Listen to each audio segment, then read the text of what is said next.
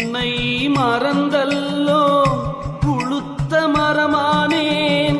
தன்னை மறந்தார்க்கு தாய் தந்தை இல்லையடி.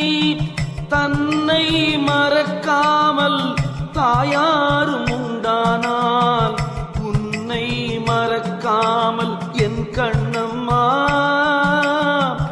ஒத்திருந்து வாழேனோ.